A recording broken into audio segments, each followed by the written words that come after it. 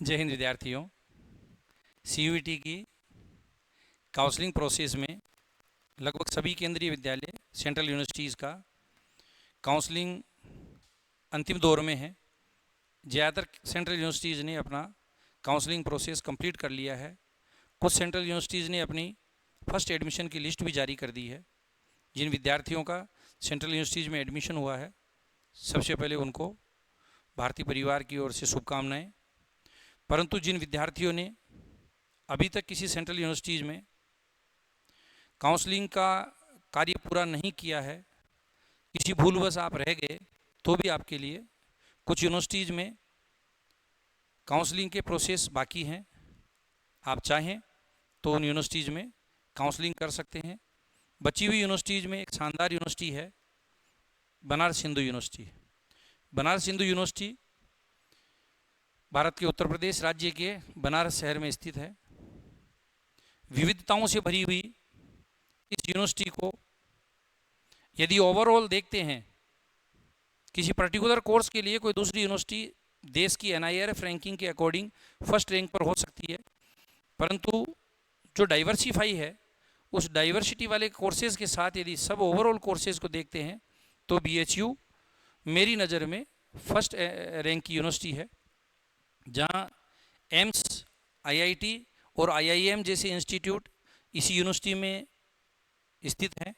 साथ में arts, commerce, science, agriculture, कोई ऐसा पढ़ाई का फील्ड नहीं है फाइन आर्ट तक का जहां पर बनारस हिंदू यूनिवर्सिटी अपने यहाँ विद्यार्थियों को एडमिशन देकर और देश को शानदार विद्यार्थी उपलब्ध नहीं कराती हो। चलिए, हम सबसे पहले ये देखते हैं कि बनारस हिंदू यूनिवर्सिटी की जो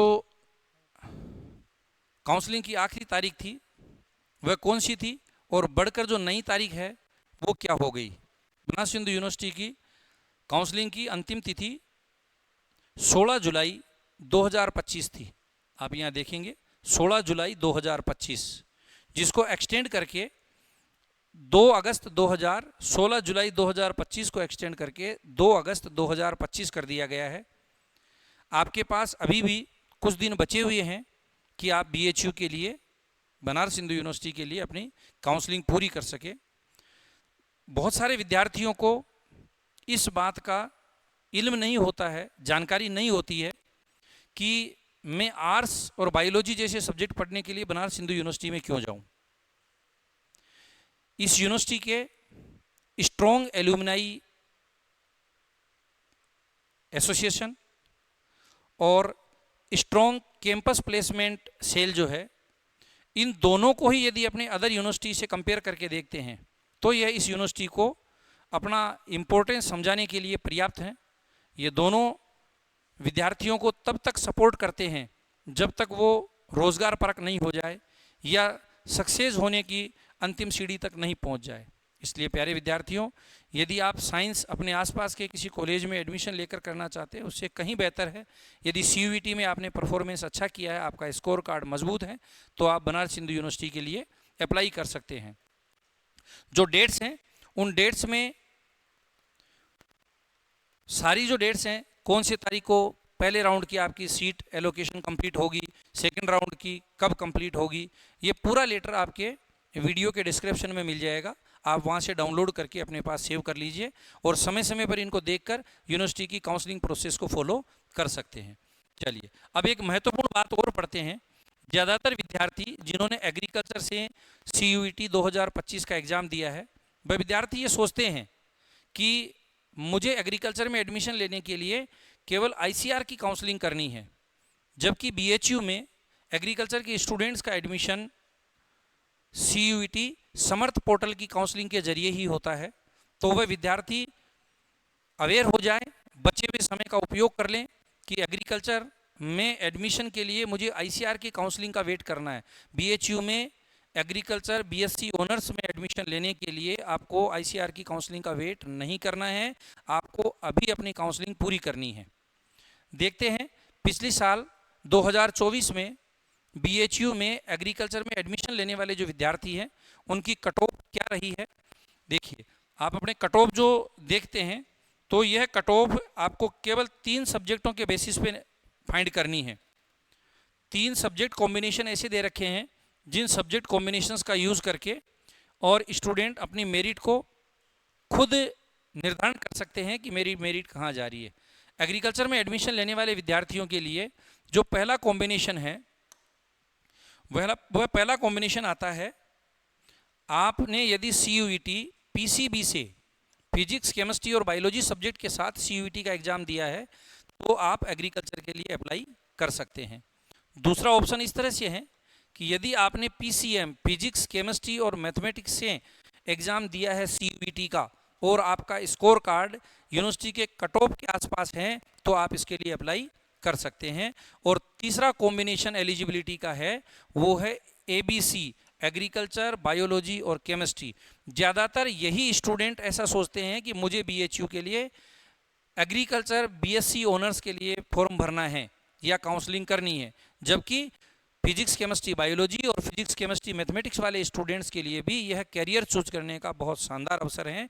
तो प्यारे विद्यार्थियों, आप अवश्य यदि दूसरे कोर्सेज में नहीं जाना चाह रहे हैं, एग्रीकल्चर में जाने का आपका इरादा है, BHU का एक्सपोजर एग्रीकल्चर में लेना है, तो आप PCB और PCM से एग्जाम CUET का देने के बाद भी आप एग्रीकल्चर फील्ड में BHU में जा सकते हैं।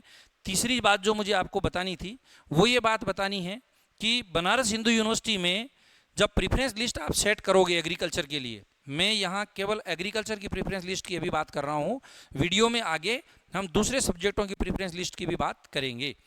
तो अलग अलग 3 कैंपस आपके लिए दिखाई देंगे वहाँ काउंसलिंग वाले में।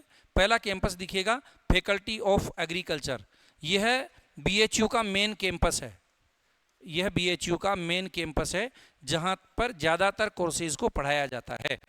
और BHU की मुख्य पहचान मेन कैंपस वाले कोर्सेज के लिए है, जिसकी जनरल की 2024 की कट ऑफ 2024 में 512 नंबर वाले विद्यार्थियों जो जनरल कैटेगरी का था उसका last year BSc agriculture honours में एडमिशन हुआ। यहाँ दूसरा जो आपके सामने दिया गया है faculty of agriculture paid fees, इसका मतलब ये है कि ये है तो मेन कैंपस ही, जो ऊपर आपने पढ़ा है यूनिवर्सिटी का मेन कैंपस ही है, परंतु इस कैंपस में आपको दूसरा तरीका दे रखा है एडमिशन लेने का कि आप मेन कैंपस में नॉर्मल फीस के अलावा थोड़ी एडवांस फीस, थोड़ी एक्स्ट्रा फीस देकर कम स्कोर के साथ भी BHU में एडमिशन ले सकते हैं। इसीलिए आपको ये लिखा हुआ दिखाया गया है पेड फीस। देखो दोनों का फर्क समझिए, 515 कट ऑफ गई है जनरल कैटेगरी वाले स्टूडेंट के लिए मेन कैंपस की नॉर्मल फीस के साथ, और 487 के 487 ये कट ऑफ गई है जनरल कैटेगरी के उस कैंडिडेट के लिए जिसने ऑप्शन चूज किया मेन कैंपस का, परंतु उसने थोड़े ज़्यादा फीस भरी और पेड फीस के कोर्स के लिए अप्लाई कर दिया। तीसरा ऑप्शन, दूसरा ऑप्शन ये आई गया आपके पास प्रेफरेंस लिस्ट के लिए। तीसरा ऑप्शन एक और दे रखा है Rajiv Gandhi south campus, Banaras Hindu university का एग्रीकल्चर के लिए राजीव गांधी साउथ कैंपस के नाम से एक अलग से डिपार्ट डेवलप किया गया है। यहाँ की एडमिशन एग्रीकल्चर में केवल स्पेशल फीस के साथ ही होता है। स्पेशल फीस पेड फीस से थोड़ी ज़्यादा फीस है, लेकिन कट ऑफ यहाँ आपको पेड फीस से भी कम मिल जाएगी, जिसका फ़र्क आप यहाँ देख सकते हैं। General category non paid fees 511, general category paid fees main campus 487 और general category Rajiv Gandhi south campus with special fees 467। तो लगभग आपको 70-80 नंबरों का फर्क इस स्पेशल फीस के साथ मिल जाता है और BHU का एक्सपोजर भी आपको मिलेगा। इसी तरह से OBC के जो स्टूडेंट जिन्होंने मेन कैंपस में एडमिशन लिया है उन स्टूडेंट्स के लिए 2024 की OBC कैटेगरी वाले स्टूडेंट्स की कट ऑफ 477 थी और पेड फीस के साथ मेन कैंपस की OBC स्टूडेंट्स की कट ऑफ 468 थी, और राजीव गांधी साउथ कैंपस में स्पेशल फीस के साथ OBC कैंडिडेट्स के लिए जो कट ऑफ थी वो 438।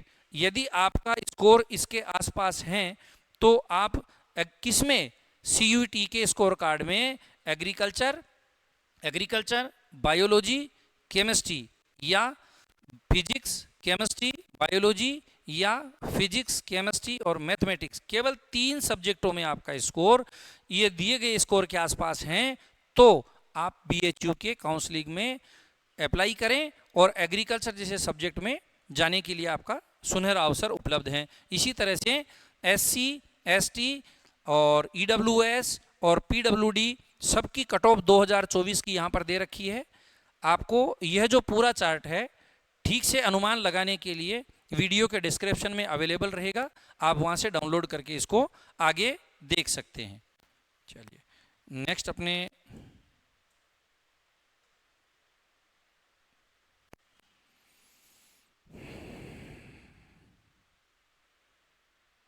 हटाना है ना इसको।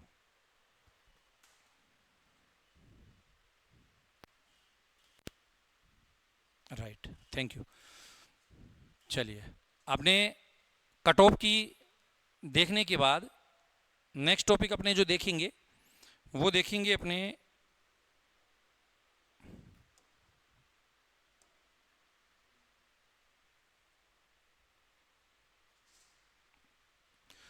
वेरियस कोर्सेज की कट ऑफ।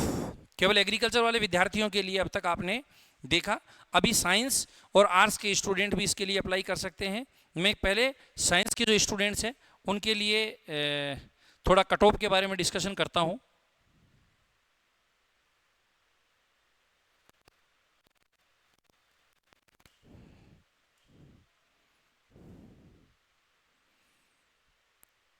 ओपन होने में टाइम ले रहा है,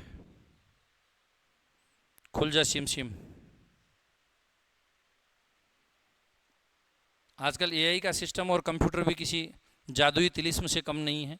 जब तक नहीं खुले तब तक नहीं खुले, कोई कुछ नहीं कर सकता है। मैं आपको जनरली इसका कंसेप्ट बता देता हूँ। ये टेक्निकली खुलने में थोड़ा सा समय ले रहा है क्योंकि थोड़ी सी बड़ी फाइल है। आपको ये बता दूं बेटा कि आप यदि चाहो तो मैं व्हाइट बोर्ड पे इन सबको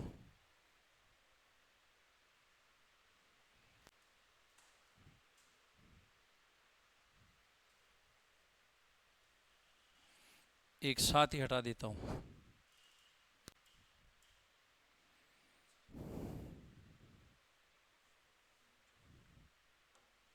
चलिए अभी जनरल कोर्सेज की बात करते हैं। यदि किसी स्टूडेंट ने बायोलॉजी कैटेगरी में एडमिशन लेना है तो बायोलॉजी कैटेगरी वाले जो स्टूडेंट हैं, जिसको आपने थोड़ी देर पहले PCB के नाम से देखा, उन स्टूडेंट्स के लिए बॉटनी ऑनर्स में, जूलॉजी ऑनर्स में और केमिस्ट्री ऑनर्स में एडमिशन लेने का मौका है।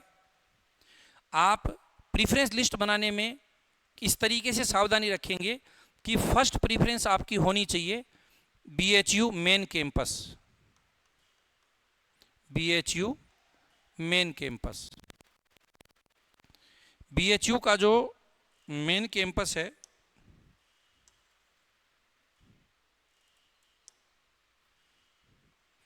उसमें भी आपको नॉर्मल फीस के साथ अप्लाई करना है। मैंने नॉर्मल फीस लिखा है जहां पेड फीस नहीं लिखा है। यदि आपने मान लीजिए आपकी पहली चॉइस केमिस्ट्री ऑनर्स है तो केमिस्ट्री ऑनर्स में आप main campus non paid fees यानी नॉर्मल फीस के साथ अप्लाई करेंगे। सेकंड प्रीफरेंस पर आप जूलॉजी रखते हैं और थर्ड प्रीफरेंस पर बॉटनी रखते हैं तो सेकंड प्रीफरेंस पर आप जूलॉजी को मेन कैंपस में लिखेंगे, अपनी प्रीफरेंस लिस्ट में जगह देंगे और उसमें भी आपको नॉर्मल फीस के साथ उसको जगह देनी है। तीसरी चॉइस यदि आपकी बॉटनी है तो आपको तीसरी चॉइस में बॉटनी में मेन कैंपस और मेन कैंपस में नॉर्मल फीस, इस तरीके से आपको तीन प्रीफरेंस के प्रीफरेंस फर्स्ट, सेकंड और थर्ड भर देने हैं।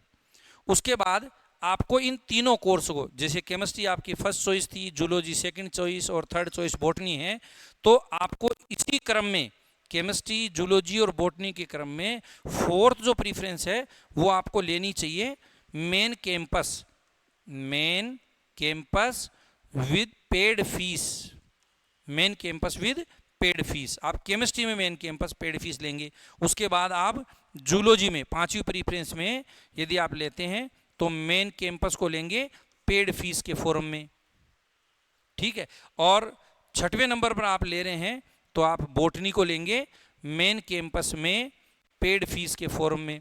इस तरीके से आप पहले मेन कैंपस नॉर्मल फीस, उसके बाद पेड फीस मेन कैंपस। जब नॉर्मल फीस और पेड फीस कंप्लीट हो जाए तब आप चौथे नंबर पर, यानी एक स्लॉट मैंने यहां बना दिया जो एक बॉक्स में अपने बंद कर रहे हैं, पहले इसमें लोगे मेन कैंपस नॉर्मल फीस, फिर आप लोगे मेन कैंपस पेड फीस, और अगले जो राउंड हैं उसमें तीसरी चॉइस के रूप में आप लोग लेंगे, वो लेंगे Rajiv Gandhi south campus normal fees. आप कोर्स को इसी क्रम में ले लेना, लेकिन Rajiv Gandhi south campus normal fees इसके साथ लेंगे। और अगली प्रीफ्रेंस में आप लेंगे Rajiv Gandhi south campus special fees. 5 sequence याद करनी है। पहले मेन कैंपस नॉर्मल फीस, जो आपके चॉइस के कोर्स है उनके लिए, सारे कोर्स 2, 4, 5 जितने आपने कोर्स ले रखे हैं, चॉइस के सब्जेक्ट, कोर्स सब्जेक्ट को बोलेंगे, चॉइस के कोर्स को आप अलग पन्ने पर लिखिए। उसके बाद मेन कैंपस में नॉर्मल फीस के साथ आप अप्लाई कर दीजिए। उसके बाद आप मेन कैंपस में पेड फीस के साथ अप्लाई कर दीजिए। उसके बाद राजीव गांधी साउथ कैंपस में नॉर्मल फीस के साथ अप्लाई कर दीजिए, और उसके बाद राजीव गांधी साउथ कैंपस में स्पेशल फीस के साथ अप्लाई कर दीजिए।